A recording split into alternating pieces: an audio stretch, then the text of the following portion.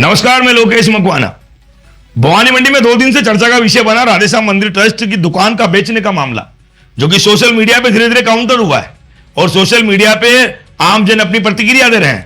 पूरे मामले को गंभीरता से लेते हुए खबर 24 न्यूज की टीम ने इस पूरे मामले का खुलासा करने की कोशिश की है और भवानी मंडी के राधेश्याम मंदिर ट्रस्ट ने एक प्रेस कॉन्फ्रेंस में बताया कि भवानी मंडी में 108 साल पुराने राधेश्याम मंदिर ट्रस्ट की एक दुकान की बिक्री का बड़ा विवाद बनती जा रही है।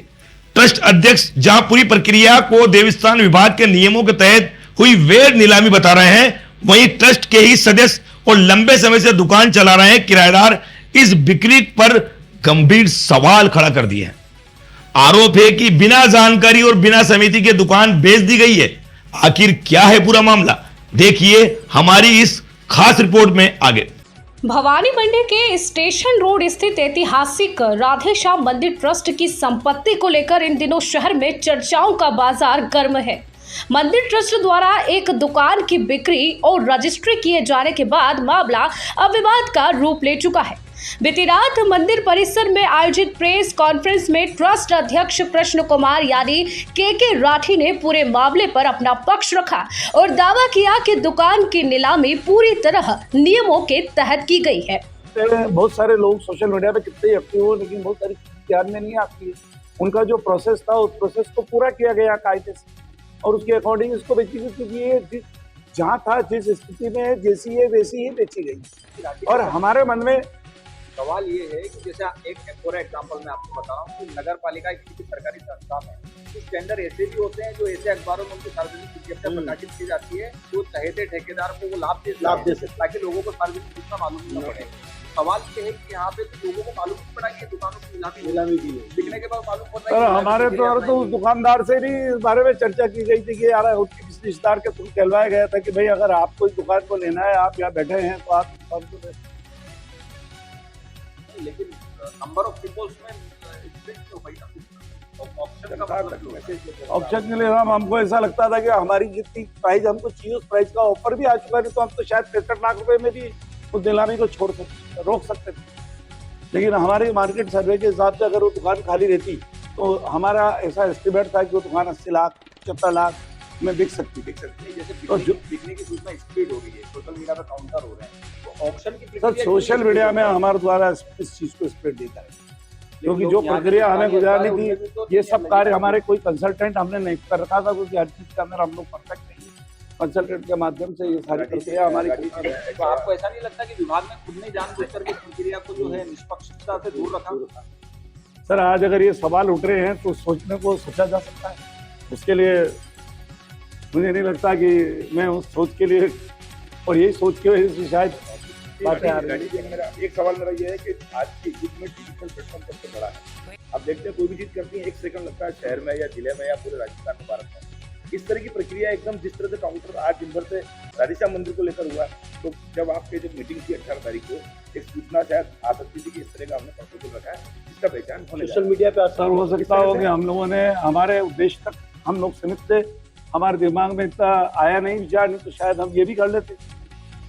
राजेश जी, सोशल मीडिया पे अभी एक फेक चल रहा है, धार्मिक व्यापारीकरण हो रहा है, तो ये तो पहला मामला है कि ये विकास को लेकर नहीं सर, मैं कारण बताया आपको, आगे भी ऐसा होगा या नहीं सर, कभी नहीं। मैं तो अभी तक बहुत पहले मंदिर के विकास के लिए मैंने आपको बताया कि मंदिर की विकास के लिए बहुत बरसों पहले ऑलरेडी मंदिर के साइड, बगीचे के साइड की कोई प्रॉपर्टी हमारे 2 तत्कालीन अध्यक्ष जो पूर्व अध्यक्ष रहे उनके द्वारा बेची गई, गोपी चंद जी कशोले के द्वारा। उसके बाद में अब जाके ये मंदिर की दुकान, और इसमें भी 2 पर्पस निहित हो गए थे कि इसकी दुकान वाला अपने आप को ये समझ के बैठा था कि दुकान का मालिक क्लियर हो गया, पर अब सवाल ये है कि आगे भी क्या जरूरत? अरे नहीं सर, संभावनाएं होंगी? नहीं मतलब ही नहीं है सर। अब तो हमारी सेल्फ इनकम इतनी है और ये मंदिर का एक प्रोजेक्ट बन रहा था, उसमें रिक्वायरमेंट है कि ट्रस्ट अध्यक्ष के राठी ने बताया कि राधेश्याम मंदिर ट्रस्ट करीब 108 वर्ष पुराना है और लंबे समय तक मंदिर की आय सीमित संसाधनों पर निर्भर रही। उन्होंने कहा कि पहले मंदिर की आमदनी का मुख्य स्रोत प्रवेश द्वार पर लगने वाला टिकट था, राठी के अनुसार पूर्व अध्यक्ष स्वर्गीय लालचंद मेड़तवाल ने अपने समय में मंदिर संपत्तियों को व्यवस्थित करने और दुकानों के किराए बढ़ाने की प्रक्रिया भी शुरू की थी। उस दौरान कई दुकानें केवल 50 से 250 रुपए मासिक किराए पर ही चल रही थी। राठी ने बताया कि वर्तमान समिति ने मंदिर के जीर्णोद्धार, धर्मशाला सुधार और अन्य विकास कार्यों को लेकर नई नीति बनाई। इसके तहत किराएदारों से नए एग्रीमेंट किए गए, सुरक्षा राशि ली गई और किराए में समय समय पर बढ़ोतरी की व्यवस्था भी की गई। उन्होंने कहा कि जब समिति ने कार्यभार संभाला तब अधिकांश दुकानों के लिखित अनुबंध तक उपलब्ध नहीं थे। बाद में 30 से 35 दुकानदारों के साथ नए अनुबंध किए गए। दुकान बिक्री को लेकर उठ रहे सवालों पर ट्रस्ट अध्यक्ष ने कहा कि संबंधित दुकान का एग्रीमेंट 3 साल पहले समाप्त हो चुका था। किराएदार को कई बार किराया बढ़ाने और नई सुरक्षा राशि जमा कराने को लेकर कहा गया, लेकिन कोई सहमति नहीं बनी। ट्रस्ट को आशंका थी कि भविष्य में संपत्ति विवाद बढ़ सकता है, इसीलिए देवस्थान विभाग की अनुमति के बाद दुकान की नीलामी करवाई गई। ट्रस्ट अध्यक्ष के मुताबिक 18 मई को आयोजित नीलामी में 4 लोगों ने हिस्सा लिया था। बोली 45 लाख रुपए से शुरू हुई और अंतिम बिक्री 65 लाख रुपए में हुई। उन्होंने दावा किया कि पूरी प्रक्रिया विभागीय अधिकारियों की मौजूदगी में हुई और इससे प्राप्त राशि मंदिर विकास कार्यों में खर्च की जाएगी। बिल्कुल साहब, हम इस प्रक्रिया को सहयोग करेंगे और मैं बल्कि आप लोगों से भी निवेदन करना चाहूँगा, जब भी हम इस प्रक्रिया को चालू करेंगे हम आप लोगों का सहयोग लेने की कोशिश करेंगे। आप आशा भी करते हैं कि ऐसे कार्यों में अगर आपका सहयोग मिलेगा तो हमारे लिए बहुत अच्छा है। सर, क्या अनुशासनीय कार्रवाई होती है मंदिर के अंदर, मंदिर की समिति के अंदर जो पहले मंदिर का जब इसका वो बना हुआ है, बायलाज बने हुए हैं, उस बायलाज के अंदर जो लोग कृषि उपज मंडी का व्यापार करते थे, जो लोग धर्मादाय देते थे या दे रहे हो या दिया हो, वो लोग इसका सदस्य बन सकते हैं। वर्तमान में भी अभी वही परिवर्तन।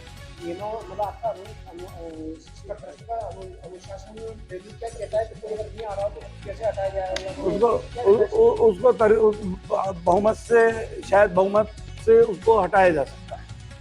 सर, अभी तक नहीं की सामाजिक संस्था है। सोशल मीडिया पे उठ रहा है व्हाट्सएप के माध्यम से कि जो कृषि उपज मंडी का वो व्यापारी होनी चाहिए, वहाँ पे दुकान होनी चाहिए। नहीं, ऐसा नियम नहीं है। मैंने आपको बताया जिसने धर्मादा दिया हो, देगा हो और दिया हो वो इसका सदस्य बन गया। और चूंकि अभी तो धर्मादे का सिस्टम ही बंद हो गया, तो बंदी कर दिया। 10 साल से धर्मादे का सिस्टम ही बंद हो गया। एक आखिरी सवाल है मेरा, चर्चा कर रहा आज देश भर सारे रोजगारों को आपने बुलाया यहाँ पे, और आगे से ये चाहते हैं कि इस तरह की अगर आप कार्य करें तो थोड़ा सा जानकारी में जनता के आपसे भगवान सर, प्रभु करे इसी ने तो कभी अब आगे करने का कोई मौका आएगा न कुछ। ये भी विकास के लिए किया जिसके अंदर इतनी सब चीजों का कि उसका जवाब देना पड़ रहा है, मतलब जवाब देना बिल्कुल अच्छी बात, जागरूकता है और देना चाहिए हमको। धर्मादा के प्रसाद नहीं सब बहुत बरसों से बंद हो चुकी है, इसीलिए मंदिर के किराए और खर्चा मंदिर के दरवाजे से ही चलता था किसी जगह। एक वो अभी जैसे मीटिंग में हुआ कि आय का जो बिल है एक बार सार्वजनिक हो जाता है। सर, हमारे द्वारा जो नियम है उनका पूरा हमारे सीए और हमारे कंसल्टेंट के द्वारा उसका फॉलोअप किया जाता है। अगर ऐसी कोई चीजें होंगी तो हम उसको। लेकिन मामला यही नहीं थमा। ट्रस्ट के भीतर ही अब विरोध के स्वर खुलकर सामने आने लगे हैं। ट्रस्टी दामोदर कचोलिया ने दुकान बिक्री पर गंभीर सवाल उठाते हुए दावा किया कि पिछले 10 से 12 वर्षों से ट्रस्ट की कोई बैठक ही नहीं हुई।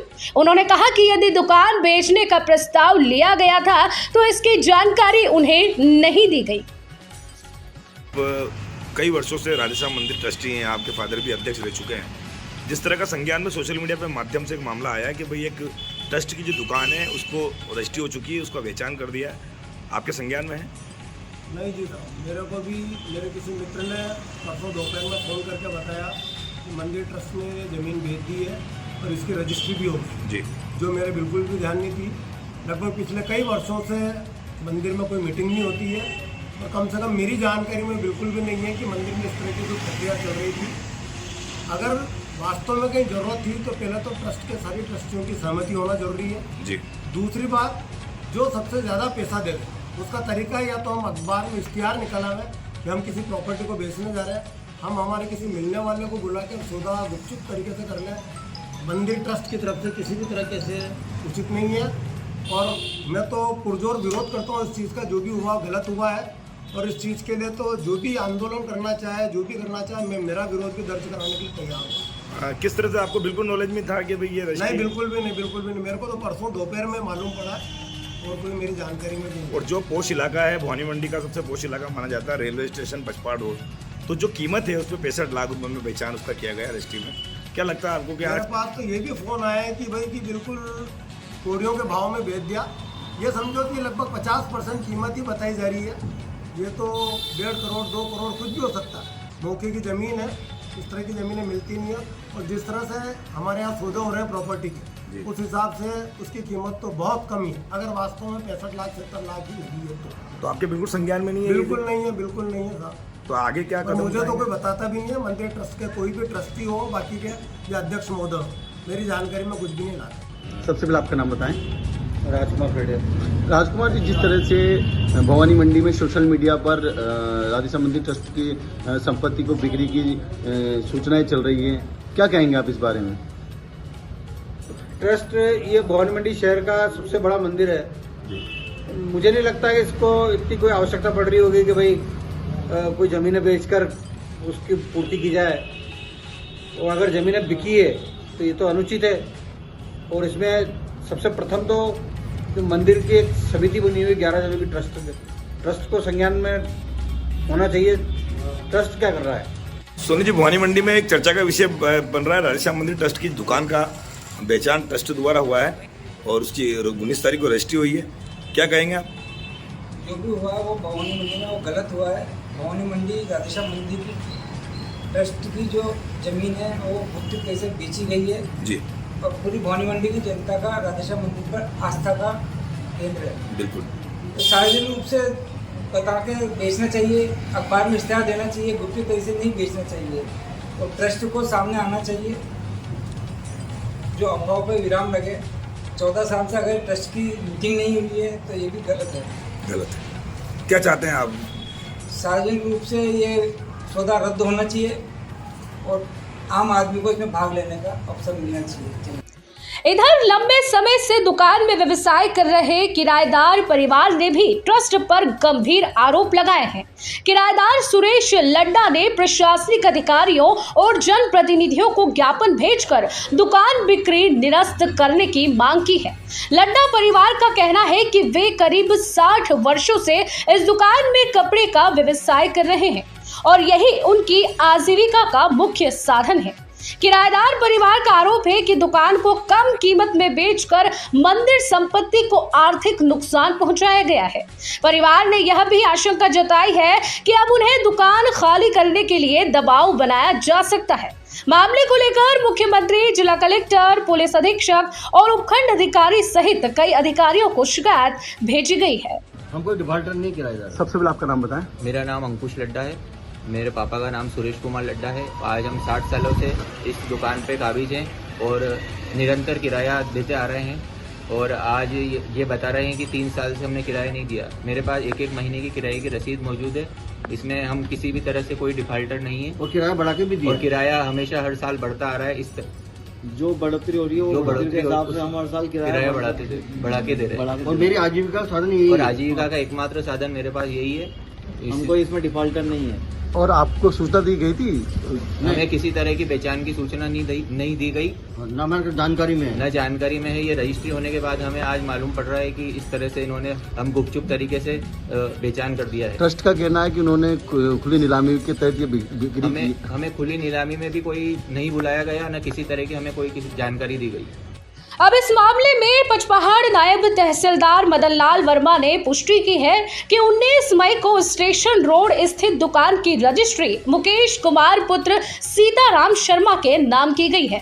दस्तावेजों के अनुसार करीब 419 वर्ग फीट की इस दुकान का विक्रय मूल्य 65 लाख रुपए दर्ज किया गया है। भवानी मंडी में सोशल मीडिया के माध्यम से राधेश्याम मंदिर ट्रस्ट की दुकान का पहचान का मामला सामने आया। 2 दिन पूर्व आपके यहाँ रजिस्ट्री हुई है तहसील में। पूरा प्रकरण क्या है, किस तरह की रजिस्ट्री हुई, क्या क्या डॉक्यूमेंट उनमें लगाए गए?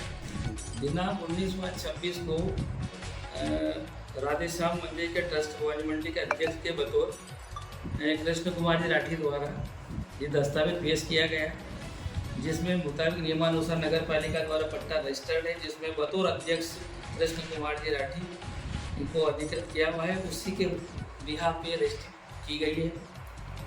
रजिस्ट्री की गई है, तो इसमें कौन कौन एविडेंस है जिसे पहचान किया जिसकी और जो खरीदा उसकी?